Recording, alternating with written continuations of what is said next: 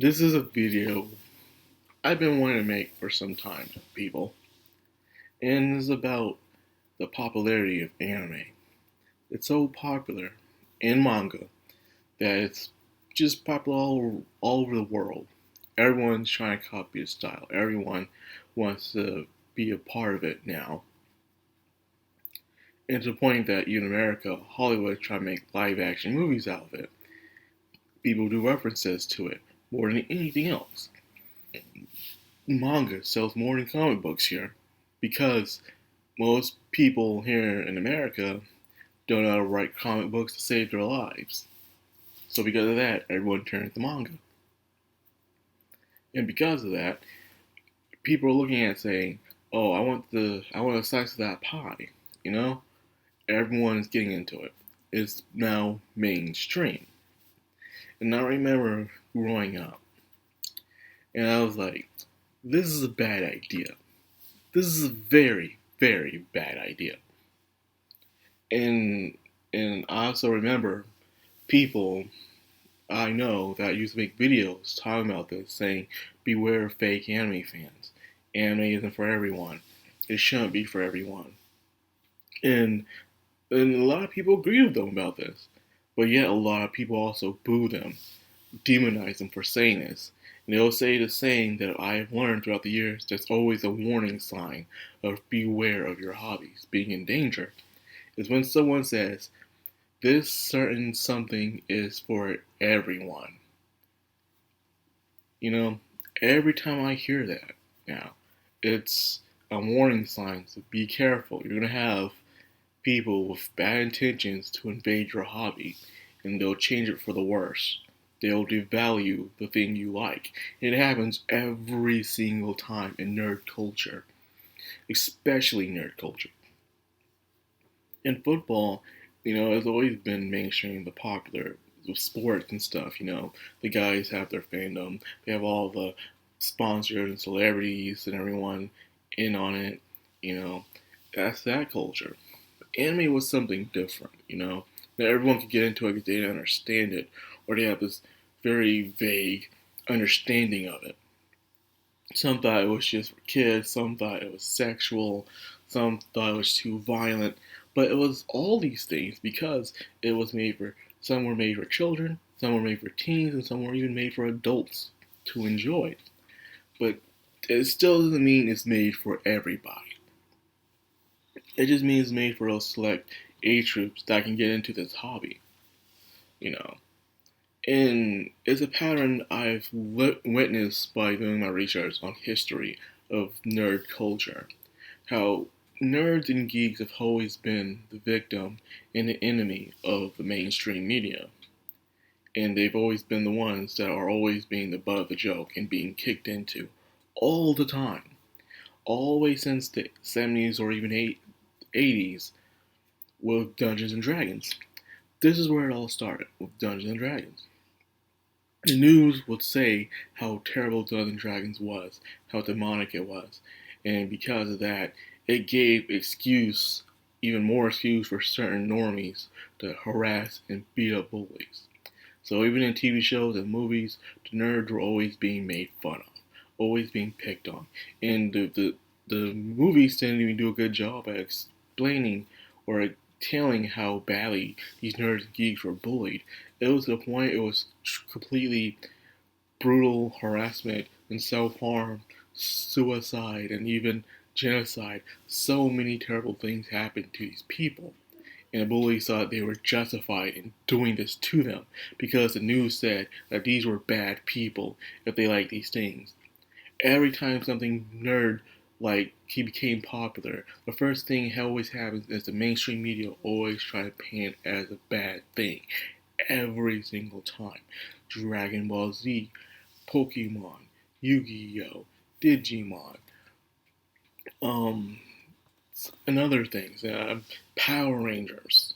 No matter what we try to get ourselves into in our oasis, is we didn't fit in nowhere as geeks, gamers, and nerds. We fit in nowhere. No one wanted us to be part of their group. No one did.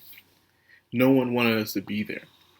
And then all of a sudden, Hollywood found like, hey, this is profitable. This is profitable. We can make profit off of this. Let's make live action shows about this. Let's make video games off of this. And so they do. And as time goes on, Dragon Ball Z, Pokemon, stuff like Naruto, everything, people will make fun of you for playing Yu-Gi-Oh! People will make fun of you for reading manga. I remember when manga first came into American libraries, school libraries and stuff. For me, it was Dragon Knights and Wraith Master. Hiramashima has some lewd content in his stuff. So, people always say, oh, look at this guy looking at his porn books and stuff. And then the Dragon Knights and stuff. People would look at that. It's found it weird. And it wasn't really that bad for me. I know it's bad for others. It's like, during this time when I was watching YouTube, I was hearing people on YouTube complain about how bad it was for them, how badly they were bullied because they liked this stuff. Everyone would make fun of them for it. Then Demon Slayer and stuff like that came out. And it was mostly shonen stuff, as you can tell. And shonen is like the most basic brain dead stuff you can get into. And everyone all of a sudden likes anime now. Everyone likes it. Everyone enjoys it and stuff. It's to the point where they're trying to make live action shows about it, They did Speed Racer, they did Dragon Ball and stuff. And some of them failed, some of them did good, Battle Angel did good, but the mainstream media still tried to make that look like a bad movie. Because it was going out at the same time as Captain Marvel, which was a bad movie. And then there was the One Piece live action. The first Death Note on Netflix was god awful. And now that it became mainstream, it was okay for them to like it. All of a sudden even people that I was here on YouTube talking about it, saying that all of a sudden they saw people were being made fun of it, were now pretending they were always a fan of it. It was okay now because the news said it was okay, because Hollywood said it was okay, because they can make a profit off of it. Same thing happened in comic books. No one cared about comic books. Then all of a sudden you have feminists showing up saying, oh, they were kicked out, they were never wanted to thing. The reality is that they didn't want to be part of it. They were afraid of being made fun of too. Just like the nerds were. Then now that they see it was popular, now all of a sudden they want to attach themselves to it and see if they can make money off of it. If you dare question their fandom about it, they'll try to give you a bad name, try to get you blacklisted or canceled. And I've seen it happen so many times and stuff. So then when I see guys like Black's HD, whether you like him or not, he's infamous on X/Twitter. And he made the thing about fake anime fans. And then I've seen a lot of anime YouTubers was criticizing him for it, saying anime's for everyone, don't be like this guy and stuff. And it was just a warning, saying that these people will come in and pretend they were fans, but then when they see something that they don't like, they will try to change it. And if you dare question that change, they'll try to, if they have some power, they get themselves into power about it, they will do what they can to take you down. They will get into power of these places, see something that they don't like within the context, the wording of it, and they'll try to change it. They'll censor it.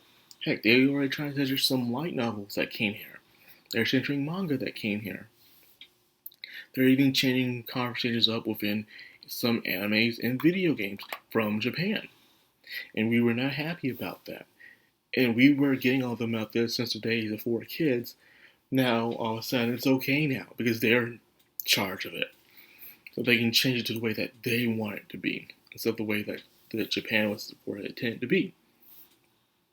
The censorship, the fake lies, all this stuff. And not to mention, every time a Japanese game that does come to America now these days, it always has to be censored or controversial for the journalists. But I thought you liked this stuff. Or certain things you don't like about it, okay, sure, fine. But don't try to ruin it for the rest of us. We like it. Whether you agree if it's good or morally right, who cares? It's a product that people want to get their hands on, and you shouldn't tell them if they can or can't have it. It's ridiculous. It's freaking ridiculous. Now we're here of today, and you're seeing what's going on to the point where Japan is trying to distance itself from the American companies. You're realizing that their business practices are not helping them. Now you have people who come into this fandom who will just write articles about how they can't stand anime, how they don't like the characters. Look at Mushoku Tensei. Mushoku Tensei is controversial. Original anime fans watch anime because it was controversial. It was willing to go there because Westerners were too afraid to go there with their writing. They were willing to make a character who was morally gray. They were willing to do characters who would not always get their consequences seeking them. Where they'll do something bad or troubling or questioning, that doesn't mean they won't get away with it. Sometimes people get away with doing bad things. And that's some things I liked about anime. They were able to do that. Something that most American TV shows didn't want to do. And those people who were always anime fans were shocked to see this. And so it's like, well, I thought you were always here for anime. You're just now finding this out that they're morally gray, bad characters that people like.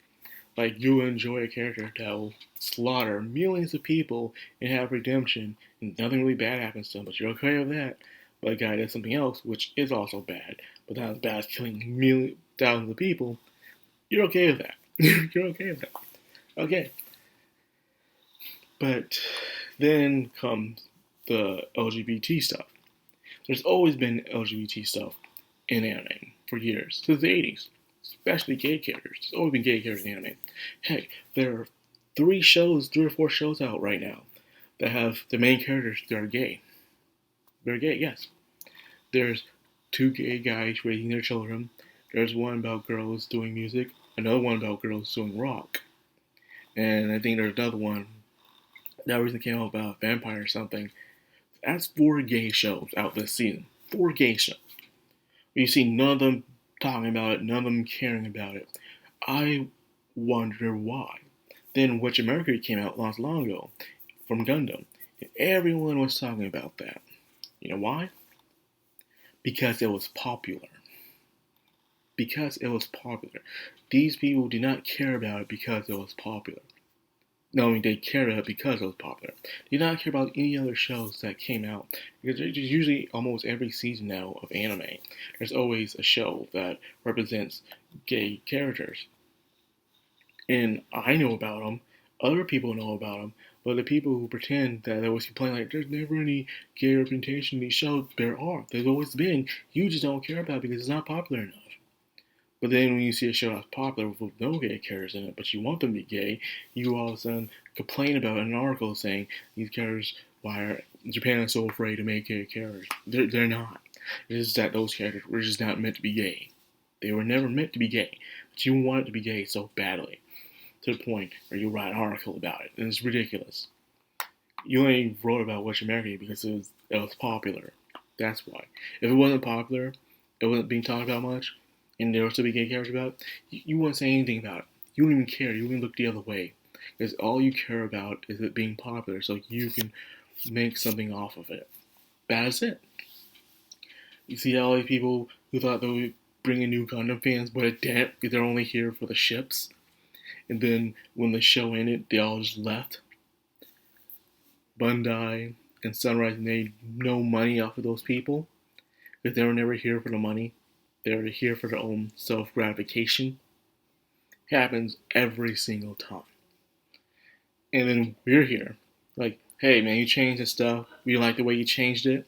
You like how you try to push the message into it.